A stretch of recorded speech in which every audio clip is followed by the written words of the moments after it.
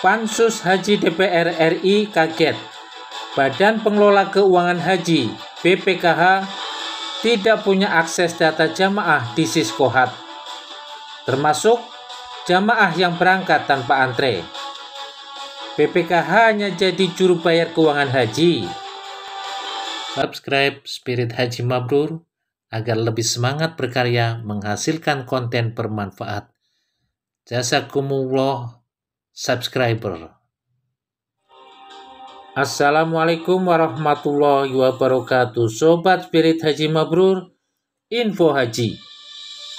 Panitia khusus Pansus Haji DPR terus menggali siapa pihak yang paling bertanggung jawab terhadap perubahan alokasi kuota haji tambahan tahun 2024. Berapa banyak dana yang dialokasikan BPKH dari nilai manfaat untuk jamaah haji? Lalu, bagaimana dengan pencairan dana untuk pembiayaan haji tahun 2024? Inilah ulasan Spirit Haji Mabrur. Untuk itu, Pansus Haji DPR mengundang Fadlul Imansyah, Kepala Badan Pelaksana Badan Pengelola Keuangan Haji BPKH dan tim dalam rapat dengar pendapat umum RDPU untuk mengklarifikasi mengapa BPKH mengucurkan pembiayaan haji tidak mengikuti kesepakatan bersama antara Kementerian Agama dan DPR serta Kepres Biaya Penyelenggaraan Ibadah Haji BPIH 2024. Sesuai amanah Undang-Undang Nomor 34 Tahun 2014 tentang pengelolaan keuangan haji pasal 22, BPKH bertugas mengelola keuangan haji yang meliputi penerimaan, pengembangan, pengeluaran, dan pertanggungjawaban keuangan haji. BPKH juga menjalankan fungsi pengendalian dan pengawasan penerimaan, pengembangan, serta pengeluaran keuangan haji. Nusron Wahid, Ketua Pansus Haji DPR, melihat BPKH hanya menjalankan tugasnya. BPKH hanya juru bayar. BPKH hanya memastikan alur transaksinya saja. Cetus Nusron. Sebagai juru bayar atau kasir, BPKH hanya mengeluarkan uang sesuai permintaan Kementerian Agama asal tidak melebihi pagu anggaran. Perlu dievaluasi karena terkungkung wewenang mengapa BPKH pasrah jadi kasir dan tidak kritis mempertanyakan kebijakan perubahan alokasi kuota haji tambahan. Selain itu, yang membuat kaget Pansus Haji, BPKH tidak memiliki akses ke sistem informasi komputerisasi haji terpadu Siskohat Kemenak. Bahkan, Fadlul Imansyah mengaku mendengar ada jemaah yang baru daftar dan langsung berangkat, tapi tidak punya datanya. Nah, sebagai pengelola keuangan haji, kok BPKH tidak memiliki akses data profil jemaah yang akan berangkat, termasuk jemaah yang menikung saat akhir pendaftaran? Kedepan perlu penguatan koordinasi antara Kemenak sebagai penyelenggara haji dan BPKH sebagai pengelola keuangan haji. Inilah momen Pansus Haji DPR bersama Ketua Badan Pelaksana BPKH dalam RDPU. Bapak ketika menerima surat dari Kementerian Agama pada tanggal 10 yang terkait dengan pembiayaan itu, Bapak sempat diskusi nggak di internal bahwa ada permintaan yang ternyata berbeda dari kesepakatan antara DPR dalam hal ini Komisi 8 dengan pihak pemerintah yaitu Kementerian Agama? Diskusi, Bu. Ya, proses pengambilan keputusan Bapak itu seperti apa? Pernah nggak Bapak itu kepikir untuk cross check kepada DPR atau mungkin pimpinan dan mengklarifikasi apakah surat dari Kemenak ini sudah tepat atau tidak? Pernah nggak ada upaya-upaya seperti itu? Tentu saja yang kami lakukan pertama kali sebelum kami meminta untuk berkonsultasi dengan DPR adalah berkomunikasi dengan Kemenak. Itu yang pertama. Itulah makanya kenapa kemudian muncul rapat di tanggal 22 Maret itu, Bu. Itu antara BPKH dengan Kemenak. Dengan Kemenak. Tanggal berapa, Pak? 22 Maret. 22 Maret. Ya.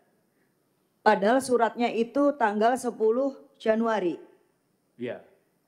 Karena waktu itu kan memang kami masing-masing baru bisa ketemunya di tanggal segitu, Pak, Bu. Selama Januari sampai Maret itu apa yang Bapak lakukan? Punya cukup waktu loh sebenarnya.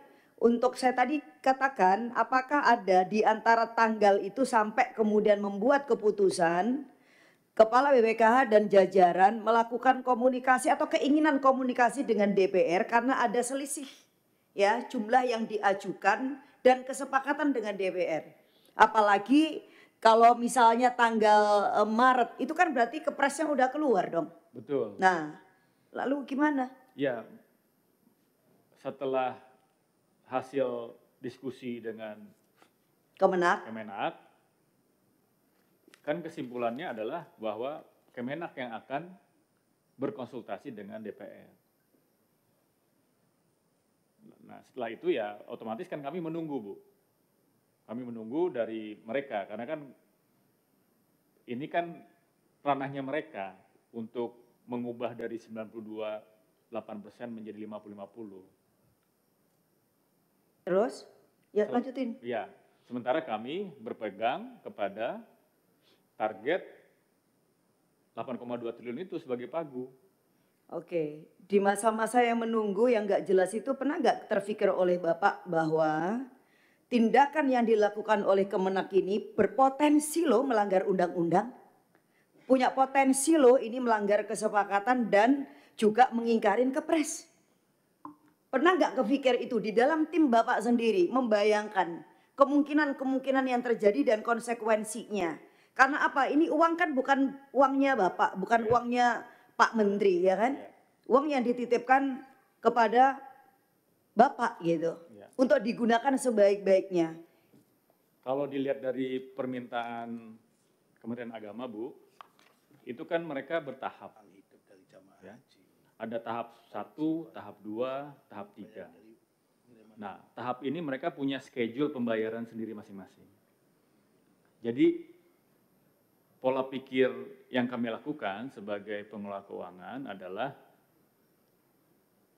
pembahasan akan secara paralel berjalan.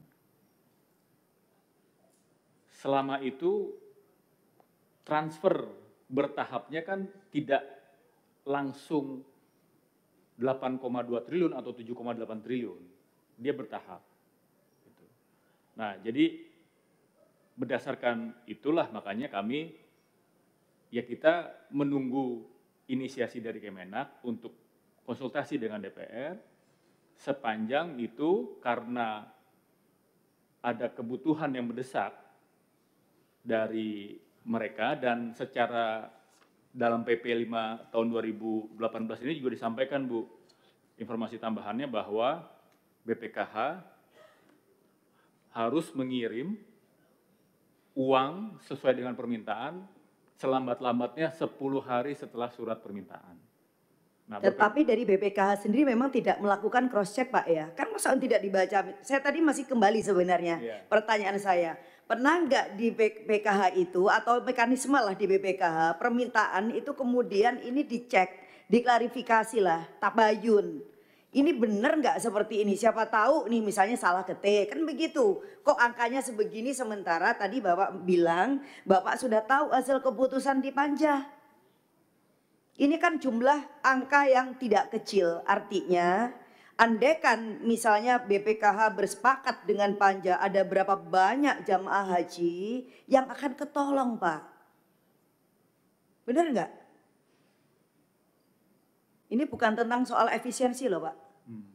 tetapi ini mengabaikan hak-hak jamaah haji yang jumlahnya sangat besar, yang semestinya itu bisa dilakukan oleh Bapak.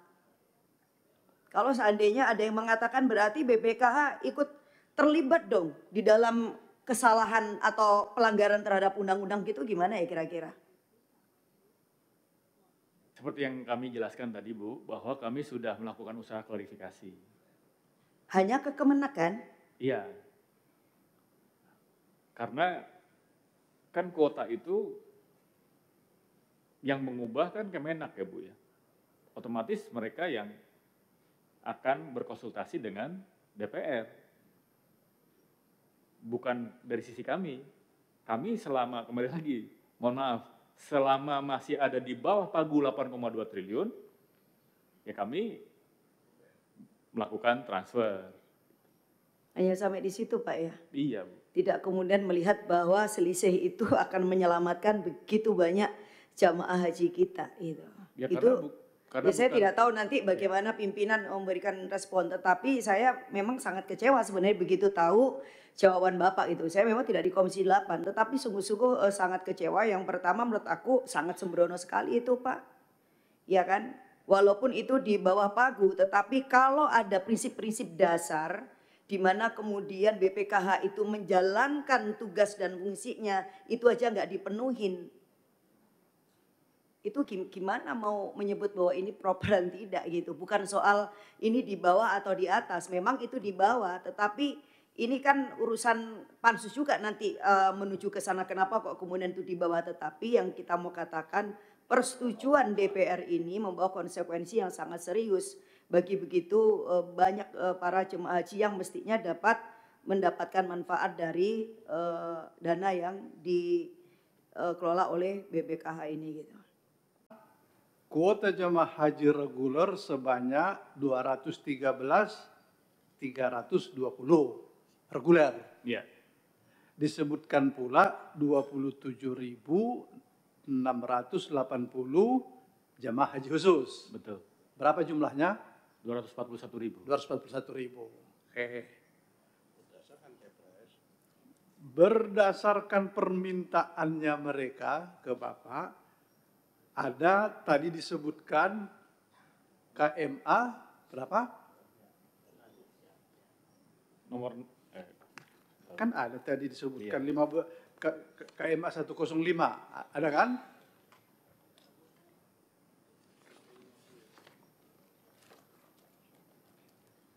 satu 1005 ya Pak? Ya 1005, dilampirkan kan itu? Iya. Berdasarkan itu kan? Kan mereka buat peraturan turunan kan? Suratnya itu dilampirkan 1005. Bentar Pak.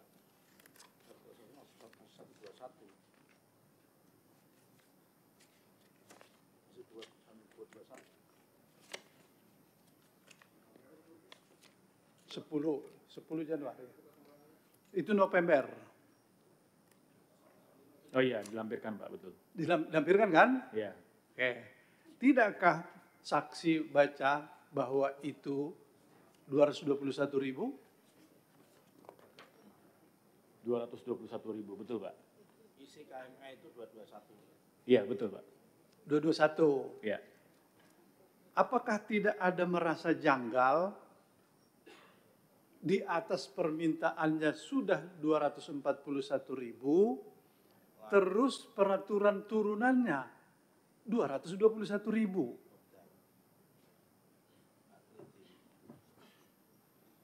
Ya, Bukan tidak teliti Ketua, jangan-jangan ada kong kali kong nih. Nah, Direktur komplainnya habis ini dicuaca lagi. Kalau kita tanya Bu Ledia, dia selalu husnudzon katanya. Tidak teliti gitu kan. Dan khusus zong. Gimana? Baca nggak itu? betul Pak. Di situ 221.000 loh disebutkan. Iya. Yang mana yang Bapak pegang? 221 atau 221? Kalau kami Pak, yang kami lihat adalah jumlah dana yang harus ditransfer Pak. Karena permintaannya kan perihalnya permintaan biaya penyelenggaraan ibadah haji. Andaikan dia minta 11 triliun berdasarkan permintaan. Ini harus komitmen ya? Berdasarkan permintaan, dia minta 11 triliun. Kalau 11 triliun itu kan di atas pagu, Pak. Kita kan pagunya 8,2. Mau di atas, mau di bawah, itu pelanggaran. Harus ada dasar hukumnya. Kalau dia meminta 7,8 triliun, dasarnya dari mana? Kalau jamaahnya hanya 213 haji khusus, 27 haji khusus, 213 reguler, dasar perhitungannya tidak seperti itu. Kan Bapak biasa kan menetapkan BPIH itu ikut kan? Ya, Berdasarkan jumlah jamaah kan? betul, Pak. Lah, jadi dari mana dia kalau gitu menetapkan itu? Ya itu kalau di atas pagu kan nyatakan seperti Pak Saksi. Coba kalau dimintanya cuma sekitar 1 triliun. Di bawah pagu jauh. Patokan kami, Pak, selama berada di bawah pagu, ya kami transfer sesuai dengan permintaan. Kalau misalnya seperti Pak Wastam sampaikan 1 triliun, berarti kan asumsinya mereka masih punya cadangan untuk permintaan berikutnya, Pak. Itu yang kami lakukan. Apakah Bapak tidak memperhitungkan bahwa ketika tagihannya 7,8 itu berarti ada jumlah jamaah reguler yang tidak masuk dalam kategori yang harus dibayarkan oleh Bapak, oleh kementerian, yang harus dilayani oleh saudara saksi dalam konteks pelayanan haji tahun ini? Paham, Pak. Ada perubahan itu paham.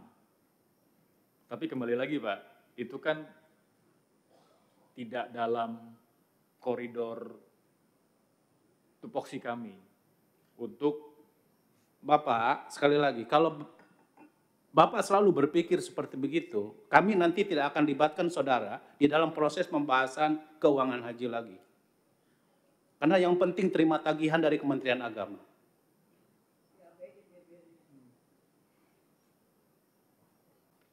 Kami sengaja melibatkan Bapak untuk membahas BPIH itu karena Bapak harus tahu ketersediaan keuangan haji disesuaikan dengan jumlah jamaah sesuai dengan kesepakatan di dalam rapat itu. setuju, Pak. Saya setuju, Pak. Cuma kembali lagi, tadi kami sudah konsultasi. Harapan kami, Kemenaklah yang berkonsultasi dengan DPR, kan gitu. Terus jawaban Kemendak setelah konsultasi, apakah dikatakan sudah konsultasi dengan DPR? Memang belum ada tindak lanjut sih, Pak. Bapak tetap mengeluarkan uang tersebut? Karena tadi kan kita mengeluarkannya secara bertahap, Pak. Tidak langsung. Enggak, Bapak sendiri mengatakan bahwa Kementerian Agama akan berkonsultasi dengan DPR. Apakah sudah dipastikan bahwa Kemendak konsultasi dengan DPR? Lalu kemudian Bapak mengeluarkan uang sebagaimana yang dimintakan sesuai dengan kesepakatan dengan setelah konsultasi dengan DPR itu? Ya kami menunggu sebenarnya, Pak. Menunggu hasil. Menunggunya sampai kapan? Nah, sampai akhirnya sudah masuk ke pemberangkatan kloter 1, Pak. Jadi kami juga terus terang tidak bisa melakukan apa-apa, Pak ya. Artinya, wah ini udah kloter 1 nih gitu kan. Terus ya kami nggak bisa melakukan apa-apa lagi setelah itu. Sebagai pemegang keuangan haji dan memiliki otoritas untuk mengeluarkan nilai manfaat, saudara saksi memiliki akses terhadap Siskohat nggak? Siskohat ya? Enggak, Pak.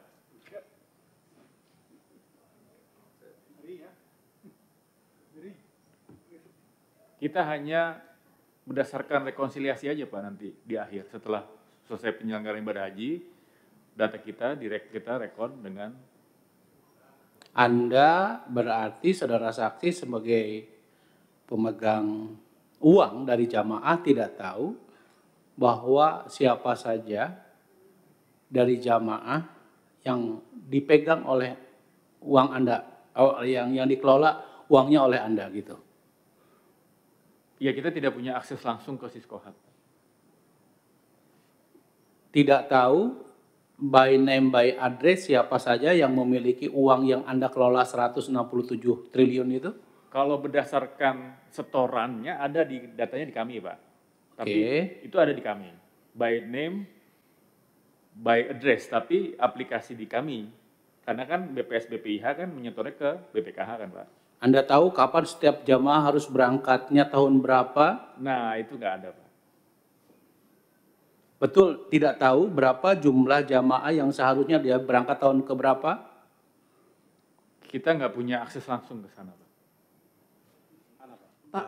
Berarti cara membagi nilai manfaat masing-masing individu itu kan tentunya berbeda. Misal jamaah yang antriannya itu 20 tahun, tentunya nilai manfaatnya itu Akan berbeda. dengan jamaah yang antriannya itu 30 tahun.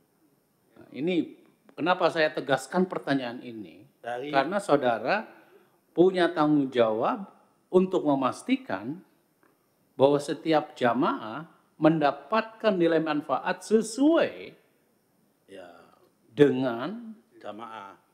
lama mereka menunggu. Ya. Sementara Anda tidak tahu setiap jamaah tersebut ya memiliki nilai manfaat baik yang berasal dari proses pembagian keputusan politik oleh DPR sesuai dengan tahun berjalan maupun sesuai dengan virtual account. Jadi itu dipukul rata ya berarti nilai manfaatnya ya. Iya, Pak. Distribusinya dipukul rata, betul, Pak. Kan kita baru mendistribusikan ini di 2018, Pak. Nah, Nilai ini Pak Itu Saudara kan berarti saksi. melanggar prinsip keadilan kalau dipukul. Itulah. Ini penting untuk Asas menjadi keadilan catatan dalam Undang-Undang Keuangan Haji kan buat BPKH. Bagi saya ini sesuatu yang sangat ironis sekali bahwa BPKH tidak memiliki akses terhadap Siskohat sebagai sistem komputerisasi haji. Oke, Ya. aja cukup. Nah, saya ingin ini menyangkut dengan ini Pak Ketua. Saudara tahu bahwa ada jamaah kita bayar tahun ini bisa langsung berangkat? Faktanya kita nggak tahu, Pak. Secara fakta ya, kita tidak punya data itu, Pak. Tapi Anda tahu bahwa ada yang berangkat? Kalau dengar-dengar sih ada, Pak. Tapi faktanya kami nggak punya. Kenapa tidak untuk dicari tahu oleh saudara? Karena kami nggak punya akses ke Siskohat itu tadi, Pak. Karena ini gini Pak, Anda wajib tahu soal itu. KYC bagian dari Kenapa? Karena orang yang berangkat dari haji reguler itu menggunakan nilai manfaat yang sesuai dengan kesepakatan tahun berjalan itu. Iya. Setuju, Pak. Nah pertanyaan kalau Anda sendiri bukan hanya cukup setuju. Ya karena memang nggak tahu kami di mana harus melakukan perbaikan ya Pak. Artinya itu apakah di undang-undangnya yang harus menyampaikan atau men-stated bahwa itu kita Gini Pak, ini penting sekali Pak. Bapak pegang uang jamaah, ya harus tahu jamaah itu berangkatnya tahun berapa. Karena ini menyangkut dengan nanti nilai manfaat yang akan didapatkan oleh jamaah tersebut. Iya. Tidak boleh disamakan antara jamaah daftar tahun 2010 dengan jamaah tahun 2020. Iya. Nah, buat saya ini sesuatu yang sangat problematis. Ya. Terakhir, Ketua, ketika tadi saya ingin menyambung kepada pertanyaan sebelumnya. Apakah saudara menganggap uang 400 miliar itu kecil atau besar? Secara pribadi saya besar itu Pak. Kalau Anda menganggap besar, kenapa tidak mempertanyakan soal tagihan yang turun sampai 400 miliar tersebut?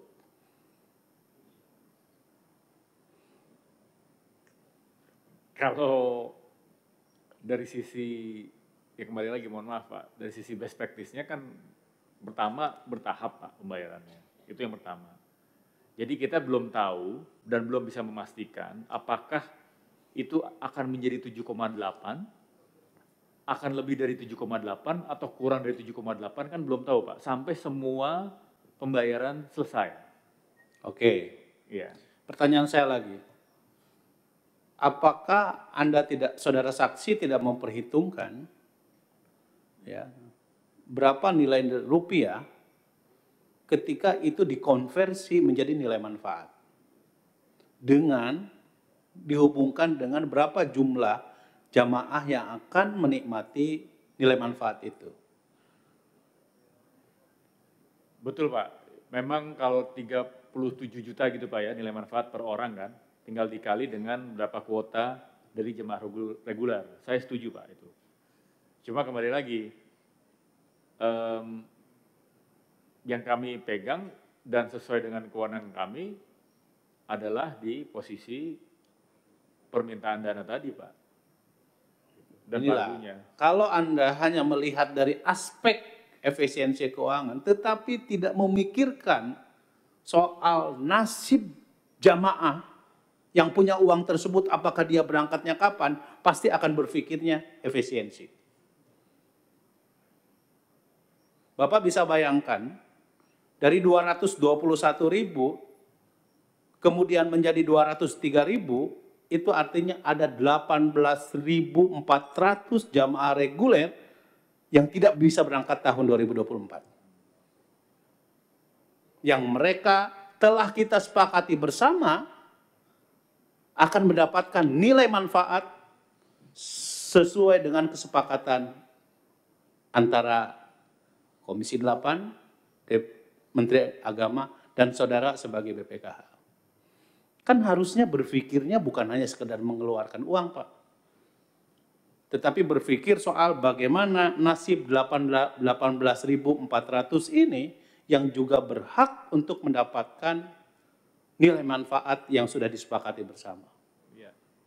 Seandainya kami punya wewenang untuk melakukan hal itu, mungkin kami melakukan itu Pak. Tapi karena kami wewenang secara undang-undang hanya sebatas itu, mohon maaf, itu yang bisa kami lakukan.